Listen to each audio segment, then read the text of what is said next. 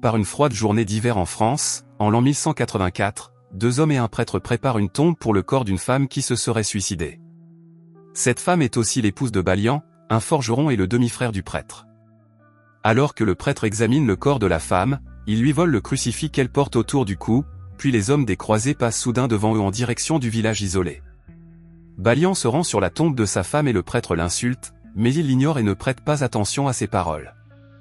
De retour chez lui, il décide finalement de quitter sa famille en brûlant leurs biens et recommence à travailler comme forgeron avec son apprenti.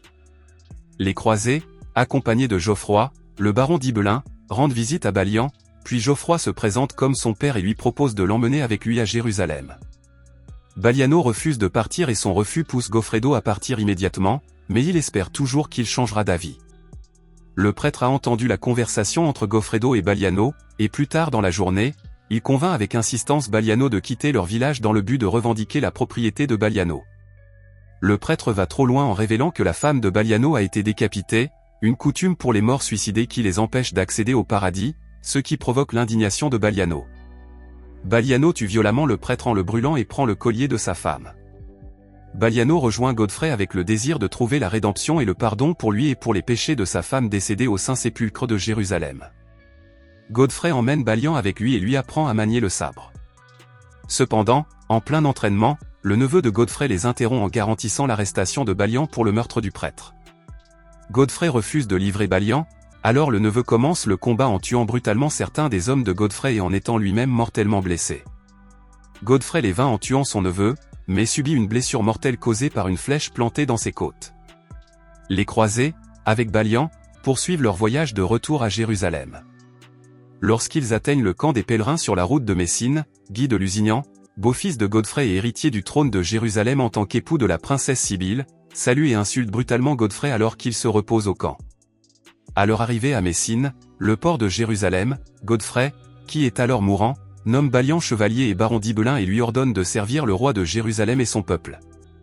Après la brève cérémonie, Godfrey succombe à ses blessures et Balian, selon les souhaits de son père, se prépare à partir pour Jérusalem. Pendant le voyage, un violent orage détruit le navire de Baliano, qui se retrouve tragiquement seul avec un cheval, seul survivant dans un pays désert. Balian prend possession du cheval lorsque soudainement apparaissent 2 cavaliers sarrasins, également connus sous le nom de musulmans, un maître et un serviteur, qui soutiennent que le cheval appartient au maître parce qu'il se trouve sur ses terres et demandent à Balian de le leur donner. Balian refuse de lui donner le cheval, ce qui pousse le maître à se battre contre lui et finit par le tuer. Balian, qui a désespérément besoin d'aide pour se rendre à Jérusalem, épargne la vie du serviteur pour l'aider à atteindre sa destination. À leur arrivée à Jérusalem, Balian propose gentiment de donner au serviteur son cheval et la liberté de ne plus être un esclave. Le serviteur reconnaît la gentillesse de Balian et révèle que le Sarrasin que Balian a tué est un chevalier bien connu parmi les Sarrasins et qu'il devrait faire attention.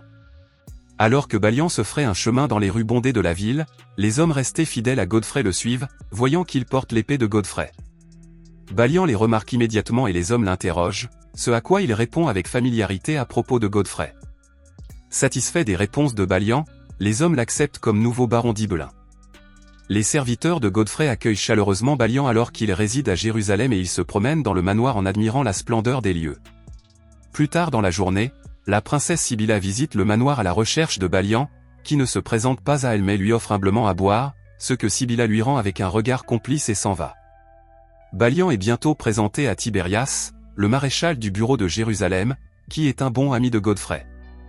Il parle de Saladin, le célèbre chef des Sarrasins avec plus de 200 000 hommes, et des conflits entourant la promesse de paix jurée par le roi de Jérusalem et Saladin. Balian rencontre également le roi lépreux Baudouin IV de Jérusalem, qui est très attaché à Godfrey, son professeur, et qui a découvert qu'il était atteint de la lèpre. Le roi lépreux invite Balian à jouer aux échecs et lui transmet la sagesse que l'homme est lui-même le gardien de sa propre âme, peu importe qui il sert. Lorsque Balian met les pieds sur les terres d'Ibelin, dont il a hérité de Geoffroy, sa première mission est de s'attaquer au problème de la sécheresse dans son pays. Balian ordonne à son peuple de l'aider à construire un système de drainage pour irriguer les récoltes et les autres ressources de la terre. Le dévouement de Balian pour sa terre lui vaut le respect de son peuple.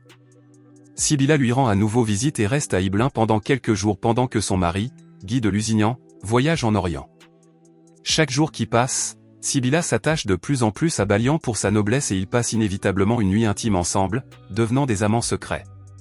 Cependant, entre les événements agréables à Ibelin, Guy conspire avec Renaud de Châtillon, ainsi que les autres Templiers, pour massacrer une caravane sarrasine qui a tué de nombreux Sarrasins, rompant ainsi le pacte de paix du roi. La nouvelle parvient à Saladin, qui décide de se venger en attaquant le château de Queyrac de Raynald pour le forcer à répondre de ses actes. Baliano, sur ordre du roi lépreux, est chargé de protéger les habitants du village de Queyrac.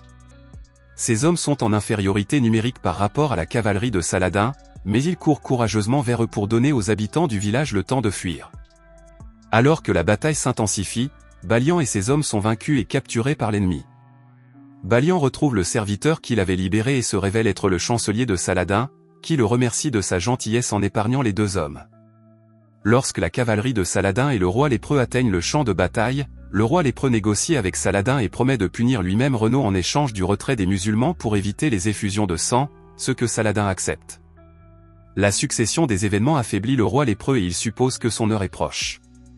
Peu de temps après, le roi lépreux meurt et toute la ville de Jérusalem pleure. Peu de temps après, le couronnement du fils de Sybilla le maintient avec succès dans ses fonctions de roi pendant quelques jours sous la direction de Sybilla, mais il devient vite évident que le nouveau roi est atteint de la lèpre, une maladie contagieuse qui a tué le roi lépreux. Le fils de Sibylle ne réagit pas à la douleur, ce qui remplit Sibylle de chagrin car elle n'est pas disposée à accepter le destin de son fils. Pour le sauver de la maladie, elle l'empoisonne à la place, provoquant sa dépression et sa folie. Maintenant que personne ne fait obstacle au plan de Godefroy, il libère Renaud pour entamer une guerre sanglante contre Saladin en tuant les Sarrasins et la sœur de Saladin. Comme prévu, Saladin envoie un émissaire et demande le corps de sa sœur, les têtes des hommes responsables de sa mort et la reddition de Jérusalem, ce à quoi Goffredo répond avec arrogance en décapitant l'émissaire, déclenchant ainsi la guerre. Alors que la cavalerie de Jérusalem se rassemble pour la bataille, Baliano apparaît soudainement devant le conseil de guerre pour l'empêcher de quitter la ville.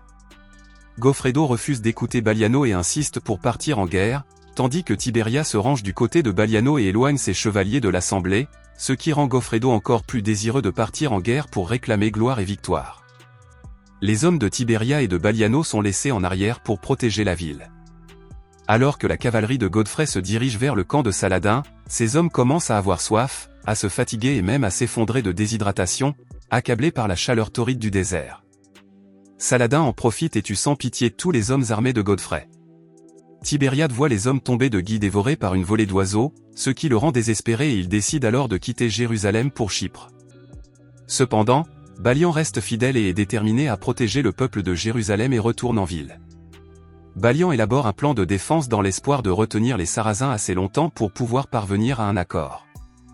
En infériorité numérique et sans chevalier, Balian fait face à la déception et aux critiques du patriarche qui l'exhorte à fuir au lieu de combattre Saladin. Balian prévoit que ce sera une longue bataille et est déterminé à résister le plus longtemps possible. La guerre commence avec Saladin qui lance des boules de feu contre les murs de la ville, causant des dégâts, mais Baliano ne réagit pas intentionnellement pour réserver la contre-attaque pour le lendemain.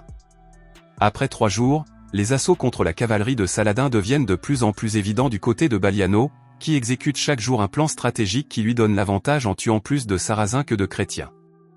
Avec Saladin du côté des perdants, il finit par se rendre lorsqu'il reconnaît la détermination inébranlable de Baliano, qui propose d'escorter en toute sécurité le peuple de Jérusalem vers d'autres terres chrétiennes, mais Baliano devra lui céder Jérusalem. Baliano accepte l'offre et tandis que les deux hommes se retirent chacun de leur côté, Baliano demande « Combien vaut Jérusalem ?» Saladin répond que cela ne vaut rien, en tant que ville en soi, et que cela vaut tout pour le peuple lié par la foi et la dévotion à Dieu. Balian retourne en ville pour déclarer à son peuple la reddition de Jérusalem, avec la garantie que les personnes seront transportées en toute sécurité vers d'autres terres chrétiennes. Le peuple fait la fête parce que Balian a défendu avec succès la population de la ville. Saladin entre dans la ville de Jérusalem en admirant la gloire et la sainteté du lieu tandis que son peuple s'installe dans la nouvelle demeure. Saladin voit un crucifix sur le sol qu'il ramasse avec soin et pose sur la table en signe de respect pour la foi chrétienne. Bailly salue son ami Sarrazin, le chancelier de Saladin, et le Sarrazin rend à Bailly le cheval qu'il accepte d'utiliser pour son voyage. Alors que Balian quitte la ville, il aperçoit Sybilla qui suit le cortège du peuple et propose de monter sur son cheval, car en tant que reine, elle ne devrait jamais marcher, ce qu'elle refuse en renonçant à être la reine de Jérusalem et marche main dans la main avec Balian. De retour chez lui en France, Balian se rend compte que beaucoup de choses ont changé depuis qu'il a quitté le village et, en regardant en arrière, il apprécie l'homme qu'il est devenu, façonné par les paroles du lépreux roi Godfrey et par ses expériences à Jérusalem. Peu de temps après, les chevaliers anglais rendent visite à Balian dans son village pour lui demander de les aider à conquérir Jérusalem aux mains de Saladin. La réputation de Balian en tant que défenseur de Jérusalem s'est répandue dans toute l'Europe, mais il se définit humblement comme un simple forgeron. Le chevalier se présente comme le roi d'Angleterre et il quitte Balian pour poursuivre leur mission. L'histoire se termine avec Sibylla et Balian passant devant la tombe de sa défunte épouse, où il lui rend un dernier hommage et un dernier respect, et ils quittent le village pour commencer une nouvelle vie ensemble.